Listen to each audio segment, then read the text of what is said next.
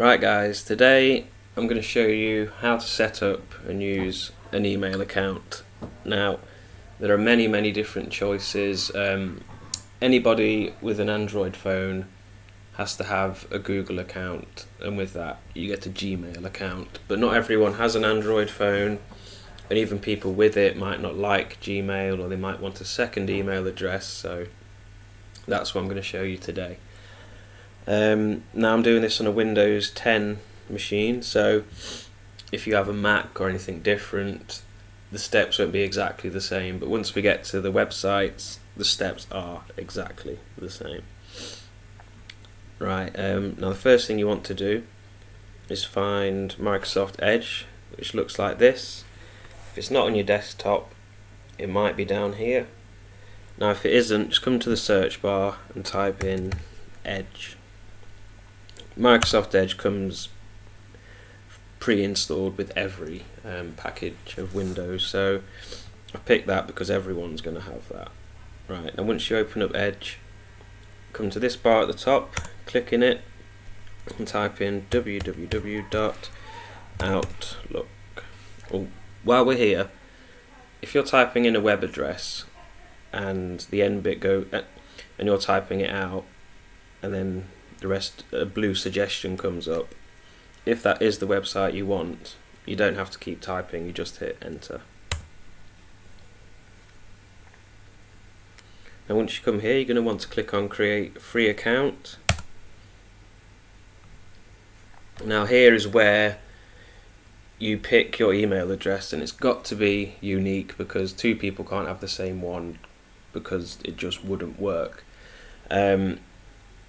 Yeah, and so I've chosen Outlook.com because it's so popular, easy to use, and a lot of people like it, which I forgot to mention a second ago. But now that we're here, we need to pick an email address that's unique. So let me just show you. If I was to try John Smith, no way will that work, I'm guessing.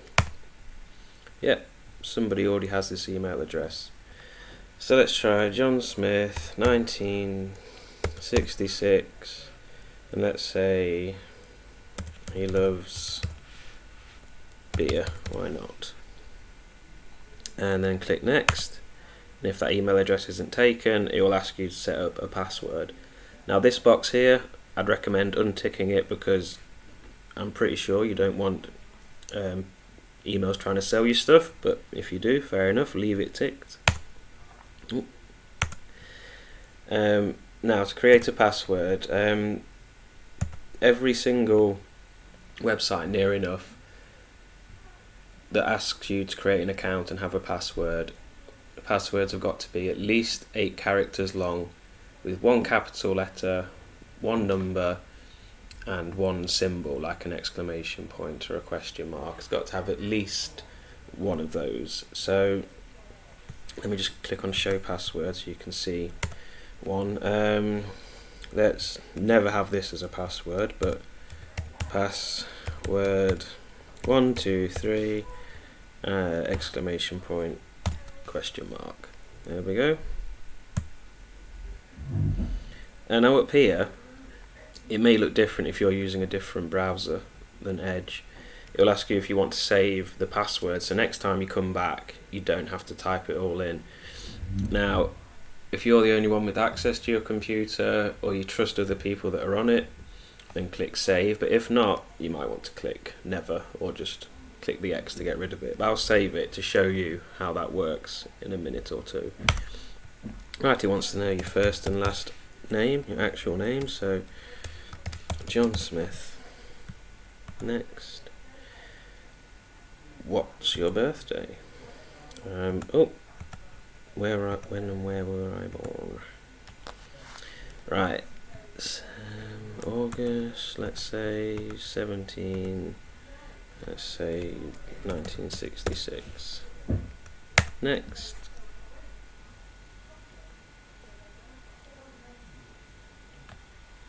There we go. John Smith, I loves beer.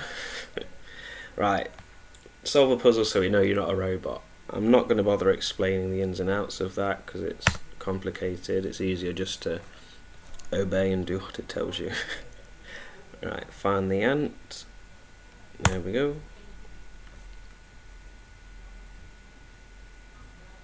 Basically, without getting into it, what that whole tell me if you're, let's see if you're a robot thing is, there's some computer programs that can be set to create lots of fake accounts, but computer programs aren't humanized. They can't tell which one's the ant or which pictures have a boat in or not. Right, stay signed in. This I wouldn't recommend at all. I mean, you can if you want, because it's a lot easier.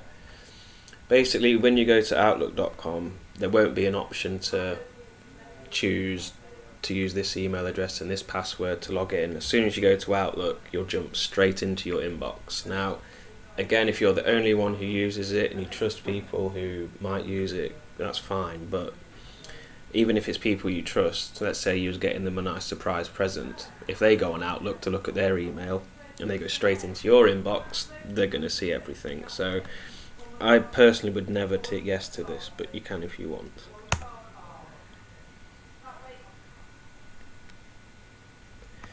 And here we go, it's going to set up the inbox for us. Well, more than the inbox, the whole account. Here we go. Right. It may look a bit daunting at first. Just click OK here. That's just their terms and conditions. Yeah, it may look a bit daunting at first because there's a lot of things very close together, but it is simple and I will talk you through it. Right, first let's send an email. So come over here, click on new message. In here you want to write the email address of the person you're sending it to. So let's do renews.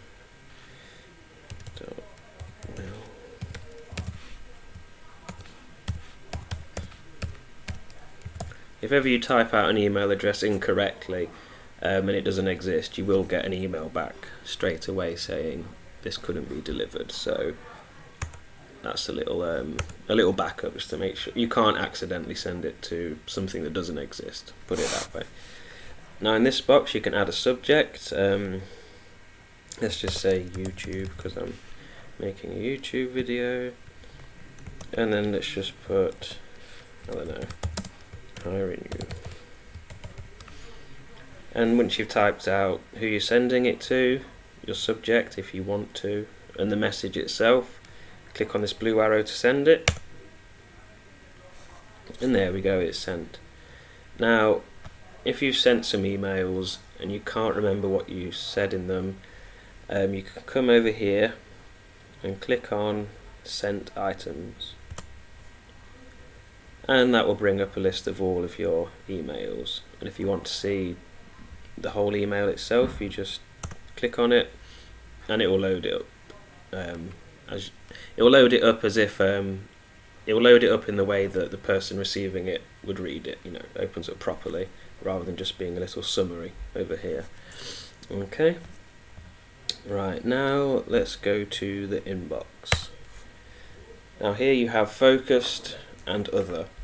What focused does is it tries to guess, well not guess, it tries to tell which emails are important and that you definitely want. So like banking, shopping, energy companies, excuse me, all that sort of stuff. And other is a sort of halfway point between focused and junk. Some stuff that you might have signed up for or websites you are with, but it might be marketing stuff or whatever. So to look at an email, again, you just click on either the focused or the other inbox, depending which one you want to look in. Find an email, click on it, and here it is. You can read your email. Okay.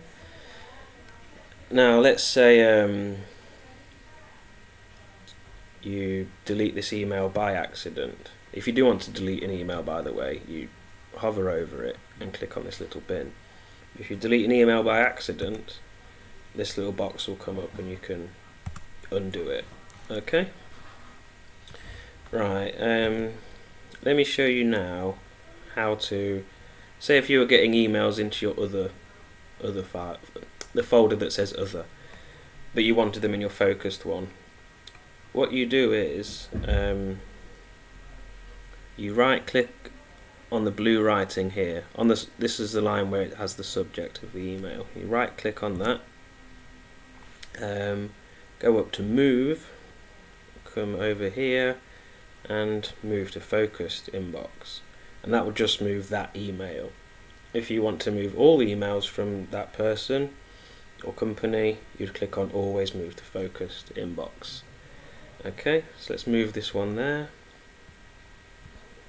Now any emails you see like this while we're at it that have an ad, they are just adverts. Don't click on them. There's no email to read, it's just a link to a website where they'll try and sell you something. Let's delete that. So here we are in focused, and let me show you again. If you wanted to say move it from focus to other, the steps are exactly the same.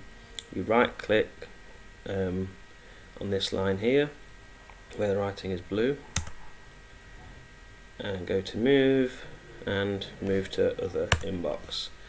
Now let's say that you want to move something to junk because it either is complete junk or a virus. Well, you think it might be a virus. Again, right click on this blue writing, come down to security options, and here you can either mark it as junk or completely block it. Don't bother with reporting a concern or reporting phishing. That's quite complicated and often doesn't really lead to much happening.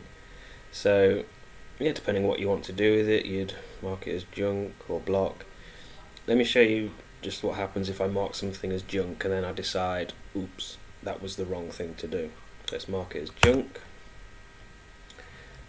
And now let's have a look at our junk folder, which is down here.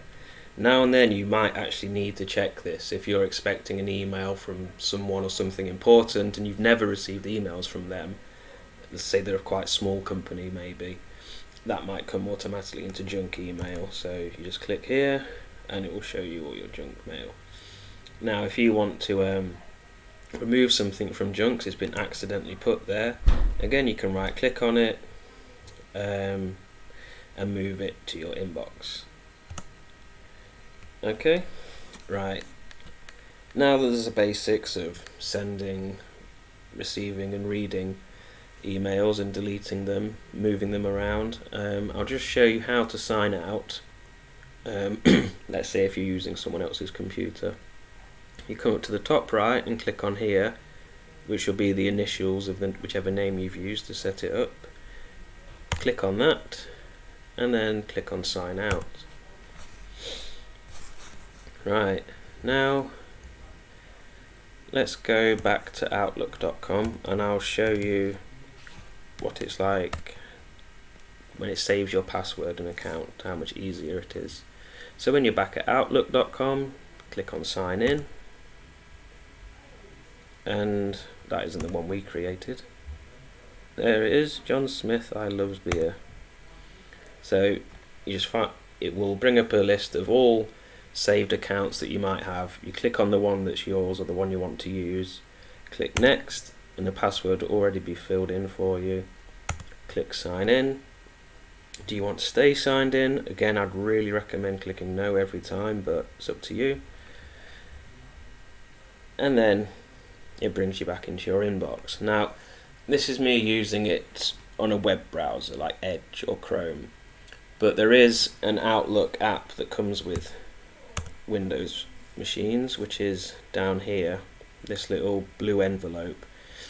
Now you can get apps for this on your phone and on Apple devices, and they're all fairly similar, but the website is the same for everybody, so I thought I would do it that way. And yeah, that's the end of this video. Any questions, put them in the comments, ask me in person, or ask Vicky to ask me if I'm not around, and yeah, I'll see you again soon.